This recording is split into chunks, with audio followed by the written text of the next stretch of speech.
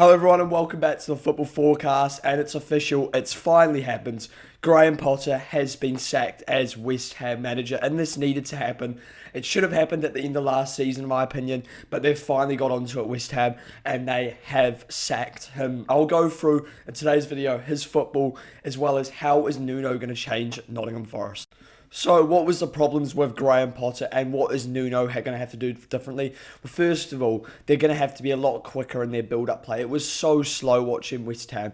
It wasn't really working. Whenever they did go direct, it was just up to full Krug and it just never worked. And it just felt like whenever you watch West Ham, it was torture. It was that bad watching West Ham. When they were defending, it was so negative. I know Nuno's not a particularly high presser, but it was ridiculous. They would just sit in because Graham Potter didn't really have the resources that worked for a squad like this. It was so uninspiring. Their home form was tragic. That's something that is absolute must for Nuno to turn around, because you can't have a football club with that bad home form. Haven't won a home game since February, and he had to go just for that, in my opinion. The home form is a real problem, and that is what Nuno's going to have to turn around. So what I'm going to look at is how can Nuno turn the squad around.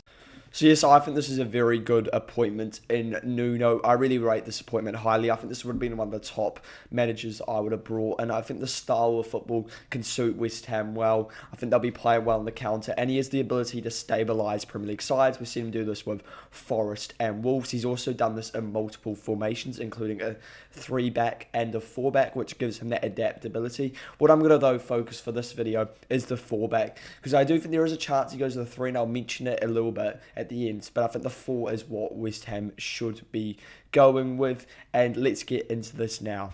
So the first position is obviously the keeper. I think the keeper for Nuno is very simple. He's not big in playing out from the back, and he's just going to prioritise the best shot stopper. So let's have a look, and I'm going to go through each position on a tier list. Who do I think should stay for West Ham, who should be sold, and who should start for this team? So we've just got 2 tiers, keep and sell. So first, we've got Madsen, Areola and Fabianski, the 3 potential keepers for West Ham. Hermansen started this season really poor. Areola's coming. I don't rate either of these keepers very highly. I think they're just not quite to the standard West Ham. I do think Hermansen has the potential, but his ability to claim crosses just isn't up to standard so far, and he was so poor in the first couple of games, especially Sunderland and Chelsea. But I am going to keep Hermansen, but I'm going to keep him as the second choice keeper. I'm going to sell Areola, and then I'm also going to sell Fabianski. These 2 keepers I think are coming to the end. Areola I think you could keep as the second choice, but I think Hermansen, second choice, try playing back into form and buy a keeper. Buy a first choice and a third choice keeper. I completely understand if you say Sal or Areola, but I do really think there is a good keeper in Hermansen, and it's also very hard to ship off a keeper that you have just signed at this summer, and I think just give him a bit more of a chance and get rid of Areola, because Areola hasn't been good enough for a couple of years, or especially last year now. So then we're on to the right back, and I think the right back's quite simple for Nuno. It doesn't really care about what you can do going forward. It's all about the defensive side of the game, and that is basically how I'm going to be picking the right back.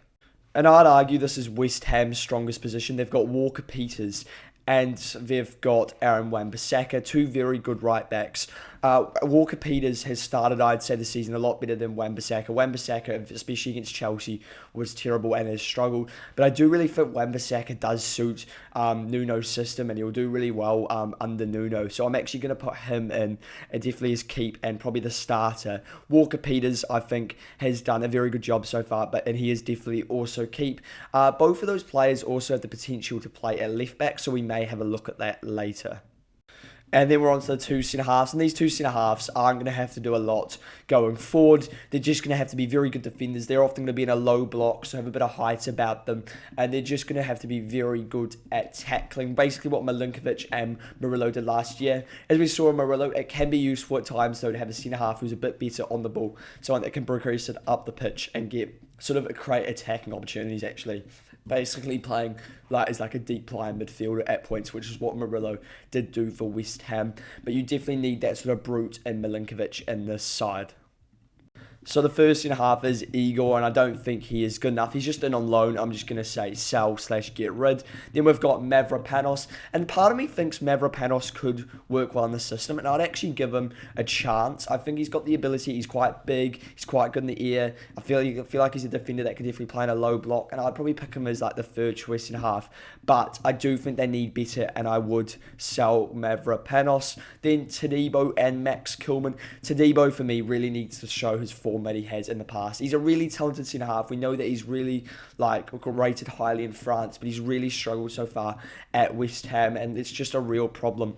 Max Kilman as well, struggling so much. I think there's no doubt West Ham need at least one centre half.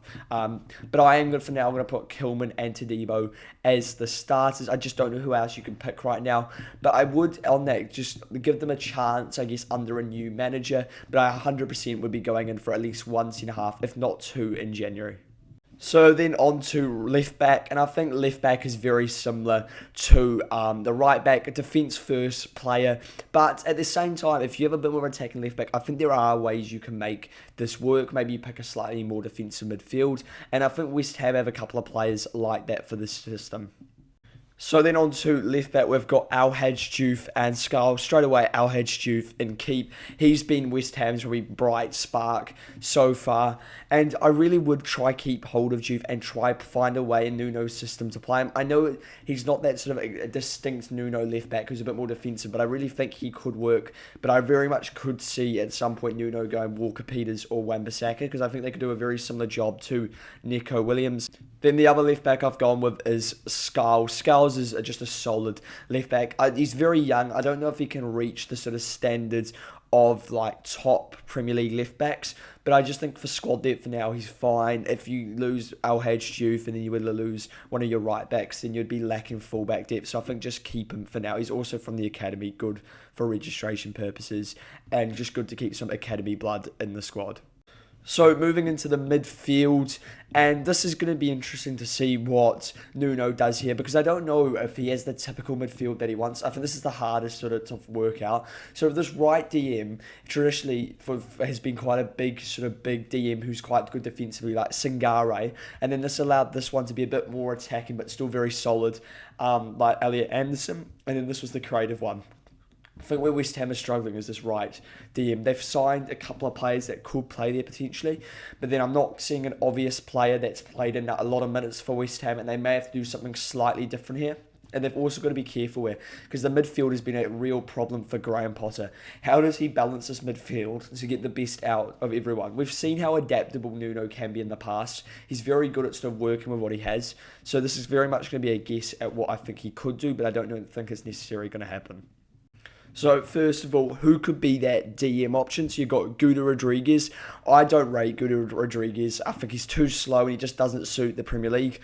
He could be the DM, but I don't think he's going to be good enough, so I'm going to be selling him. Then we've got the new signing, Musunga, and he looks like a decent player. I haven't seen a lot of him, but I actually think he may end up being a starter, surprisingly, because I think he's the only player I can sort of see, apart from someone like Guda Rodriguez, which could do that right DM role. Then we have Thomas Souček. A lot of people would sell Thomas Souček. I don't think I would sell Souček, because I think if you need a goal, bring on Souček. That would be the message I would be saying, and that is why I would be keeping Thomas Souček. We then got Andy Irvine. I don't think Andy Irvine's going to make it. He was talented sort of before, but not quite at the level now, and I'm going to say sell. Where they've got a young talent in Potts. I think a lot of West Ham fans were very pleased with what they saw from Potts in pre-season. We haven't seen a lot of him since, but I still think that he should be the sort of player that West Ham should be definitely keeping hold of, and he could even start for them at some point. We then got Mateus Fernandes. I think this is a very good signing from Southampton. It's a bit of an overpay, but I think he is a very good player. It's just a question of where does he play. He could play in the 10 or he could play in that left 8. I think right now he's probably going to be a starting left 8, because I think you've got to keep Paquetá. You've then got Lucas Paquetá. 100% keep Lucas Paquetá. He's the potential to be one of West Ham's best players, and he is one of West Ham's best players. It's just about the system in which you use him, and I think when it comes to Paquetá, and I do think this is probably his last year, but for now, just keep him until you have to basically sell him, and that is the midfield is done.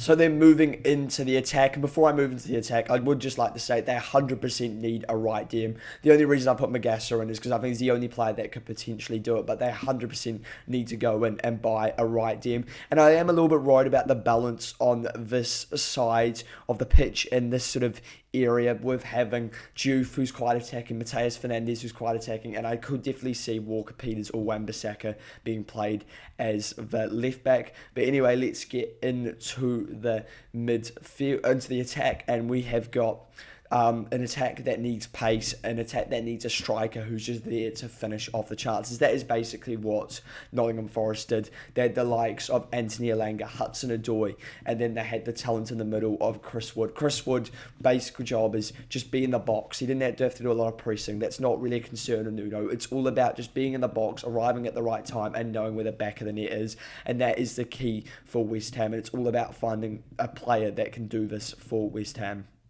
So looking at West Ham's attacking options, I think they're very good. So starting off with that right winger, you've obviously got Jarrod Bowen straight away in keep. He's the captain. He has been, I think, underperforming a little bit at points, but I think that is just more to do with the West Ham form of the team just dropping. But yes, Bowen is a massive player for West Ham, and he's not got the electrifying pace of maybe another winger. But 100%, I think in the system, Bowen can get the best out of him because Nuno's all about wingers on the break, and I think getting the best out of Bowen will keep West Ham comfortably up, and that's what I think Nuno did well. He got the best out of Gibbs White.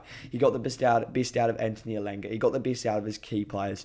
You've then got Luis Guilherme. Luis Guilherme's had a bit of a slow start for West Ham, but I think he definitely has the potential to work in the system. He's got a lot of pace about him, and it'll be interesting to see how he goes. We've then got Urfi. Urfi's a young talent, similar to Potts. I don't think loan him out. I think keep him in the squad for now, and just keep him developing and give him some first team minutes where you can. Then you got Cristante Somerville, and 100% I think this can be West Ham's Hudson-Odoi or Elanga. That's what I think Somerville is. He's got huge potential. He was brilliant for Leeds when they went down. He was also brilliant for Leeds in the Championship. He's a very good player, Somerville. He's got electrifying pace, and he just needs to show that now.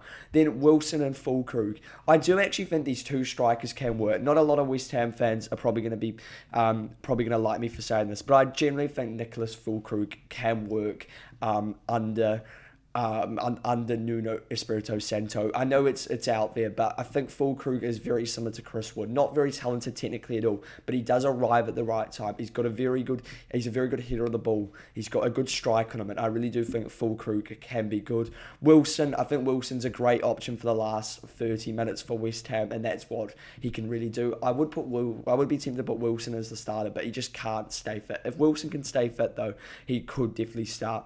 On the attack, I do think if Füllkrug is still struggling, that's when I would be going in for a player like Chris Wood in January, someone that Nuno's worked under to ensure that West Ham stays up, because I reckon he could get 10, 15 goals in this sort of system. So this is how it finally looks for West Ham. There are a couple of changes you could make. You could bring in Kyle Walker-Peters for Juve to give you a bit more defensive solidity. You could bring in Souček. You could bring in another midfielder for Mateus Fernandes. You could bring out Magassa. So there's definitely changes you can make. You could bring in Wilson, and you could bring Mateus Fernandes into the 10. This is sort of what I think that Nuno may go. He may go a bit more defensive. He could also play that 3-back, but I don't know if he will, based off the fact that it just hasn't worked with West Ham. I don't think there's enough good defenders for it to work in his system. I think the midfield would be in trouble, would get overrun, just the two in midfield, because the midfield that he had at Wolves was unbelievable with Moutinho and Neves, so good at controlling games. Just a really good midfield in a 2, and I don't know if it would work with West Ham. Let me know your thoughts. Do you think he maybe plays that 5 at the back or 3 at the back, what you want to call it, or do you think he sticks with the 4? And if you enjoyed this video, it'd be great if you could subscribe to the YouTube channel.